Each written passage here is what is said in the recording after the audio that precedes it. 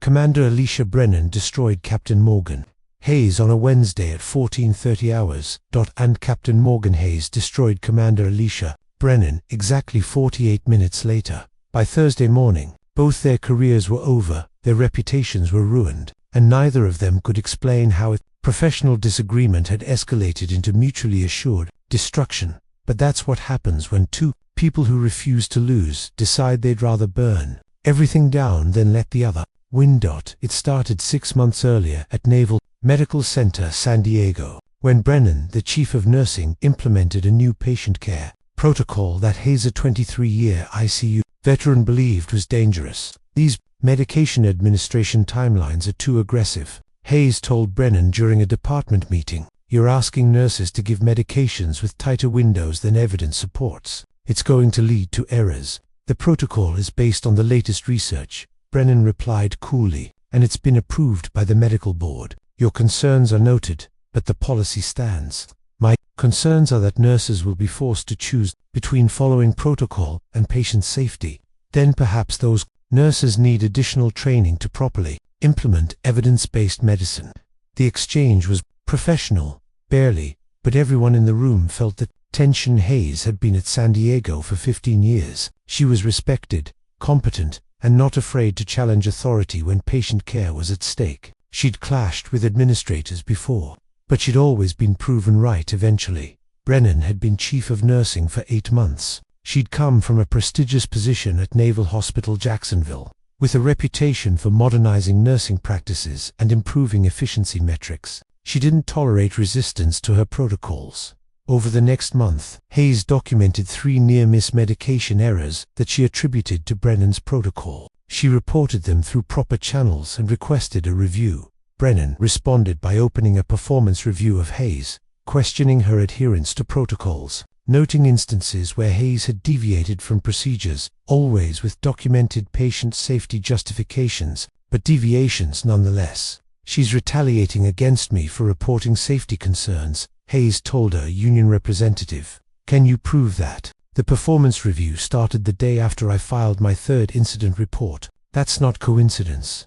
But is it retaliation, or is it legitimate oversight of someone who keeps deviating from protocols? Hayes didn't have a good answer to that. The situation escalated when Brennan announced mandatory training for all ICU nurses on proper protocol implementation, specifically targeting the areas where Hayes had documented concerns. Hayes saw it as targeted harassment. Brennan insisted it was necessary quality improvement. Then a patient died. Sergeant Michael Torres, post-surgical complication, medication administered according to Brennan's protocol. Timing that Hayes had warned was too aggressive for patients with Torres's risk factors. The death was investigated. The medical board ruled it was an unavoidable complication. No one was at fault. The protocol was not implicated, but Hayes believed otherwise. She believed Torres had died because of Brennan's protocol, and she couldn't let it go. She went outside the chain of command, filed a complaint with the Inspector General, alleged that Brennan had implemented a dangerous protocol, suppressed safety concerns, and retaliated against nurses who reported problems. The IG investigation took 3 months, interviewed dozens of nurses, reviewed incident reports, analyzed the Torres case. Their finding: no evidence of wrongdoing. The protocol was evidence-based and properly implemented. The safety concerns raised by Captain Hayes were noted but not substantiated by data. The Torres death was unrelated to protocol timing. And then they added, however, Captain Hayes's pattern of resistance to authority and repeated challenges to approved protocols suggest a need for performance improvement planning. Hayes received an official letter of counseling, a mark on her record, a warning that further insubordination would result in disciplinary action. She was devastated. 23 years of exemplary service, and now she was the problem. Brennan, meanwhile, was vindicated. The IG had cleared her protocol, had validated her authority, had essentially labeled Hayes as an insubordinate troublemaker. Brennan should have left it there, should have been satisfied with vindication. But she WASN, single quotes T. 2 weeks after the IG decision, Brennan called Hayes into her office. Captain Hayes, I want to discuss your future with this department. Hayes sat across from Brennan, feeling the power imbalance. What about it? The IG investigation was difficult for everyone. It created division in the nursing staff. Some nurses sided with you, some sided with me, and now we have a fractured department. Brennan's voice was measured. I think it would be beneficial for everyone if you considered a transfer. You're pushing me out. I'm suggesting that a fresh start somewhere else might be good for your career. You have a letter of counseling on your record now. That makes advancement here difficult. But a transfer to a different facility, a chance to demonstrate improved performance that could salvage your career. Hayes felt rage building. Or I could stay here and continue doing the job I've done well for 15 years.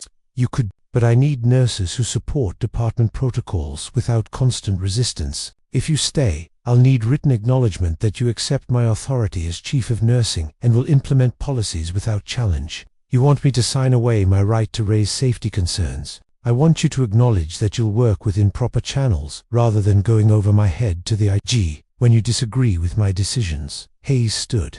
I won't sign that, and I won't transfer. You can try to force me out, but I'm not leaving voluntarily.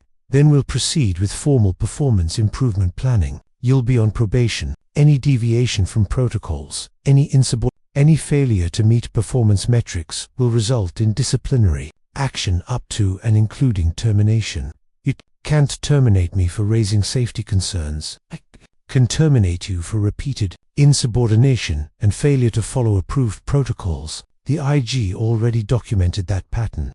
Brennan's face was cold. Captain Hayes, I'm giving you a way out that preserves your career. I suggest you take it. Hayes left the office, shaking with anger. That night, she made a decision. If Brennan wanted war, she'd get war. Hayes started documenting everything. Every interaction with Brennan, every protocol implementation, every patient outcome. She built a file showing what she believed was a pattern of Brennan, prioritizing metrics over patient care, and she started talking to other nurses, found others who had concerns about Brennan's protocols, others who felt pressured to follow procedures they thought were suboptimal, others who were afraid to speak up because they'd seen what happened to Hayes. Hayes organized a group, 7 nurses willing to go on record with concerns about Brennan's leadership. Then she went to the media. The story broke in the San Diego Union Tribune. Naval hospital nurses allege unsafe protocols. Retaliation against whistleblowers.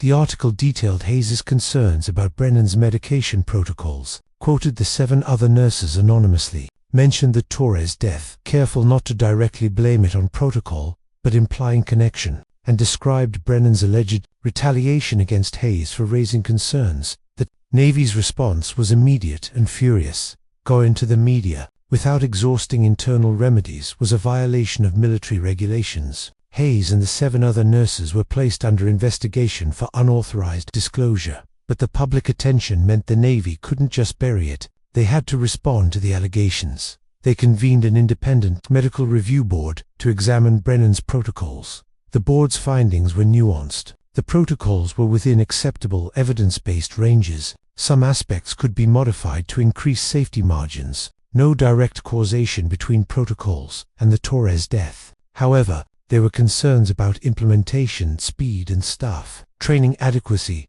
That was enough for both sides to claim vindication and neither side to be satisfied. Hayes believed the review proved she'd been right. Brennan believed the review proved her protocols were sound, and Hayes was just vindicated in her vendetta. Then, Brennan found her weapon. One of the 7 nurses who'd spoken to Hayes had second thoughts after the investigation started. She came to Brennan privately and revealed something. Hayes had shared patient information with the journalist, specific details about the Torres case that were protected health information. Brennan immediately reported it. HIPAA violation, unauthorized disclosure of protected medical information, federal crime. The investigation into Hayes expanded. Federal investigators reviewed her communications with the journalist, found emails containing patient details, found text messages discussing specific cases. Hayes' lawyer tried to argue she'd been careful not to disclose identifying information, but the patient details were specific enough that someone with access to records could identify Torres.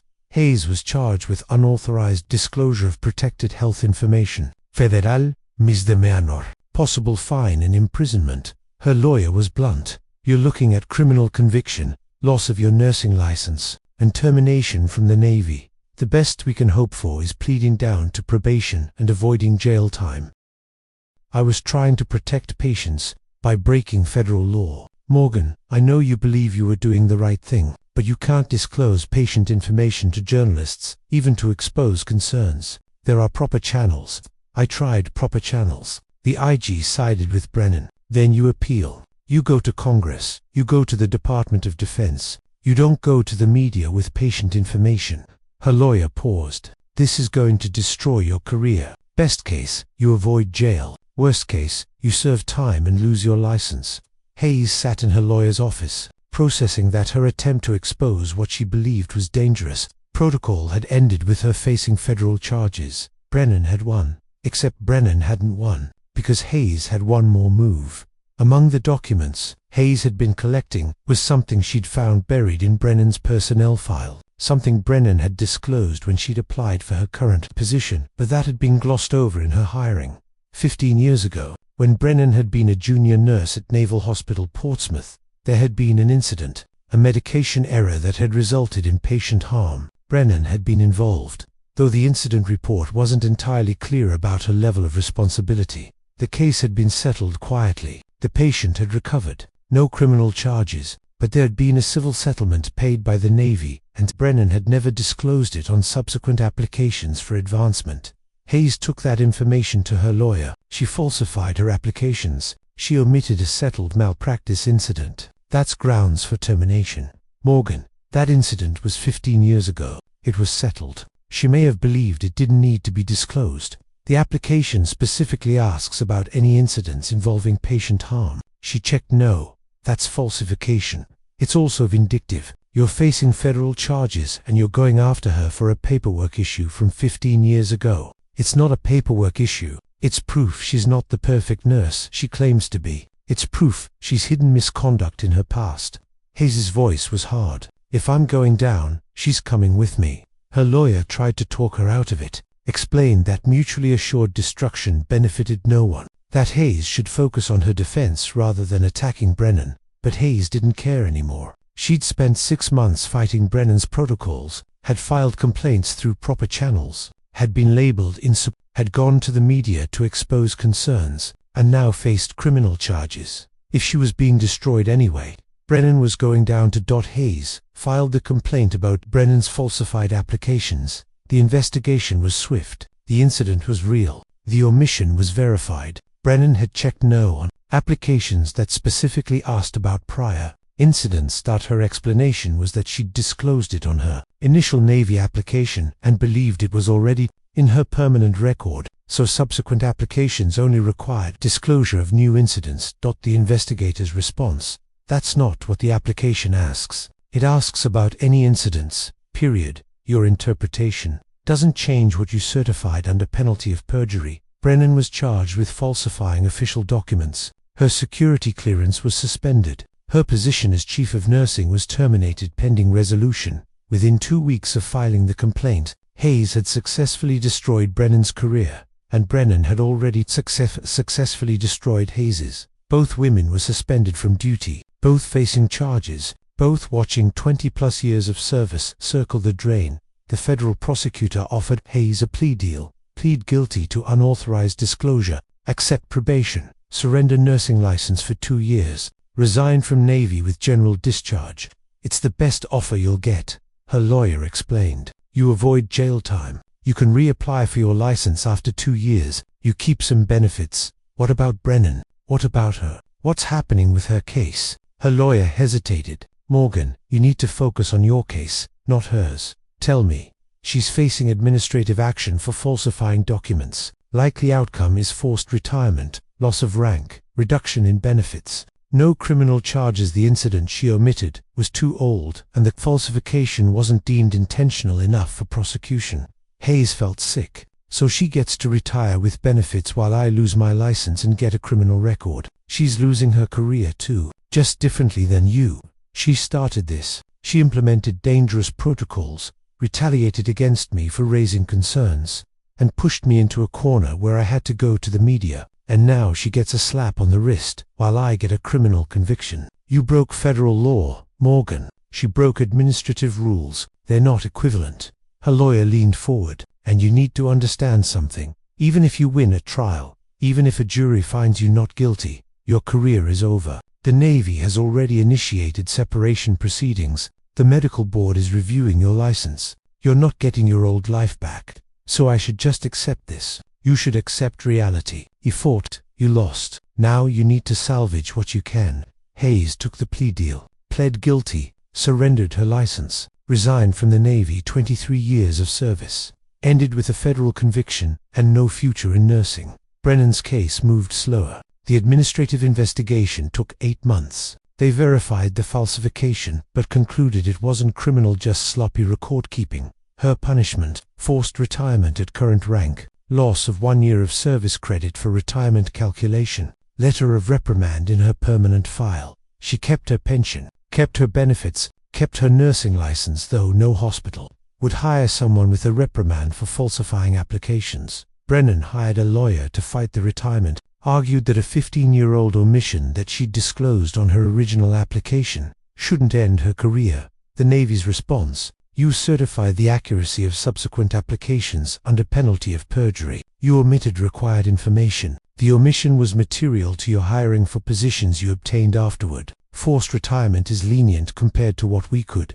pursue. Brennan accepted the retirement. 25 years of service ended with a forced retirement and no future in hospital administration. Hayes worked as a medical equipment sales representative. The job paid half what nursing had. She couldn't work in healthcare directly. Her license was surrendered, and her federal conviction made most hospitals unwilling to hire her for any position. She rented a small apartment in Phoenix, avoided the city where she'd worked for 15 years, avoided contact with former colleagues. Some blamed her for bringing negative attention to the hospital. Others pitied her. None could help her. She thought about Brennan sometimes, wondered if Brennan blamed her for ruining both their careers. Brennan lived in Seattle, working as a consultant for medical software companies. The work was boring but paid adequately. She couldn't return to nursing administration. The reprimand followed her everywhere. She thought about Hayes sometimes, wondered if Hayes regretted going to the media, wondered if Hayes understood that if she'd just accepted the transfer,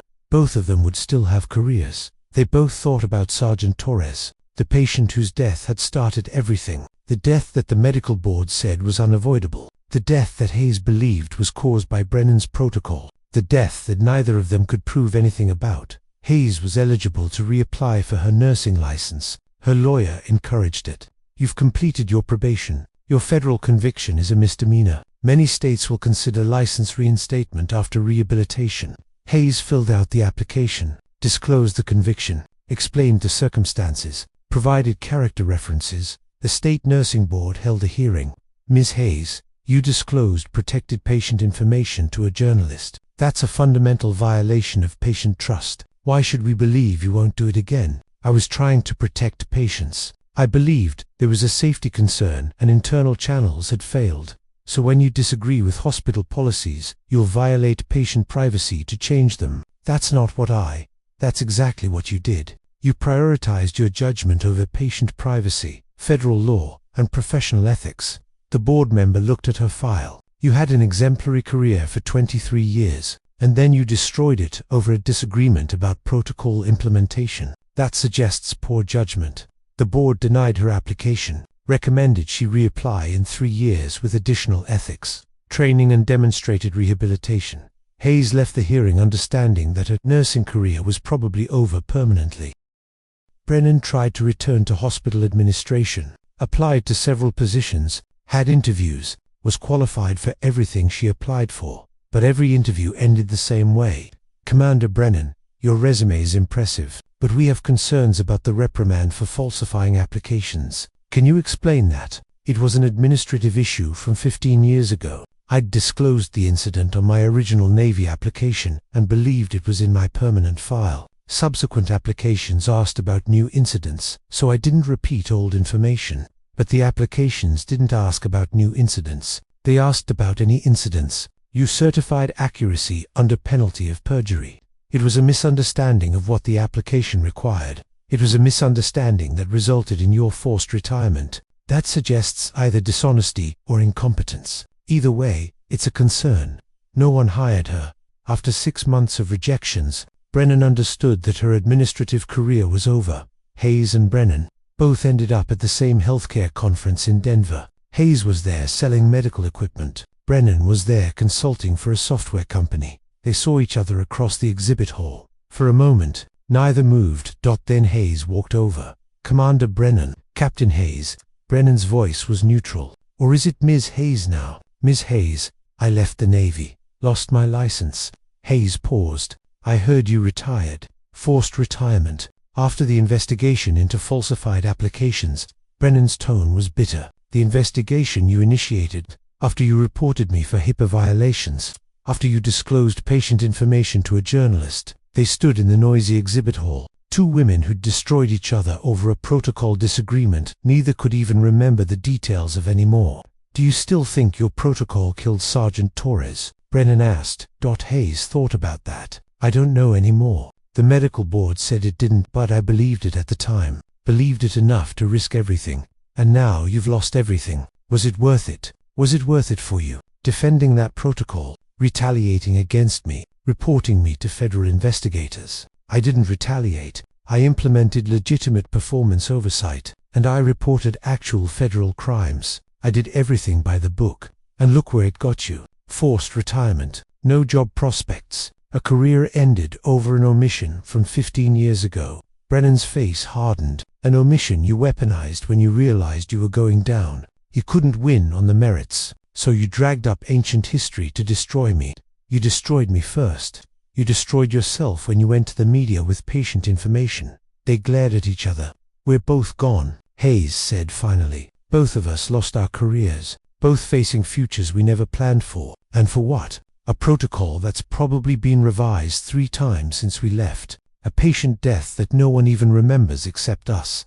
"For principle," Brennan said. "I believed my protocol was evidence-based and safe. You tried to undermine it. I defended it. I believed your protocol was dangerous. You ignored my concerns. I tried to protect patients by breaking the law, by doing what I thought was right when proper channels failed." Brennan shook her head. "We could have both walked away. If you'd accepted the transfer I offered, if I'd let the IG decision be enough, if either of us had been willing to lose small instead of burning everything down, would you have accepted the transfer if you were me?" Brennan was quiet. "No, probably not." "Would I have stopped after the IG vindication if I were you?" "No." They stood there, understanding finally settling between them. "We're the same," Hayes said quietly. "Both too stubborn to lose. Both too proud to back down. Both willing to destroy everything rather than let the other win. And now we've both lost everything, and neither of us won." Brennan looked at Hayes, at the woman who'd been her adversary for 2 years, who'd cost her her career, who'd been just as destroyed in return. "Do you regret it?" Brennan asked. Hayes thought about 23 years of nursing, about the career she'd loved and lost, about the principles she'd fought for and couldn't even remember clearly anymore. "Every day," she admitted, "but I'd probably do it again, because at the time, I believed I was right, and I don't know how to be the kind of person who backs down when they believe they're right." "Neither do I," Brennan said, "which is why we're both here instead of where we should be." They looked at each other across 3 years of mutual destruction. "I'm sorry," Hayes said, "not for fighting you, but for how it ended, for both of us." "I'm sorry too," Brennan said, "not for defending my protocol, but for letting it escalate to the point where neither of us survived." They shook hands. Then they walked away from each other. 2 casualties of a war neither had won, both destroyed by the same stubborn refusal to lose that had once made them good nurses. Morgan Hayes never got her nursing license back. She built a decent career in medical sales, made enough money, had enough purpose, but she knew what she'd lost. Alicia Brennan never returned to hospital administration. She continued consulting, made good money, kept busy, but she knew what she'd given up.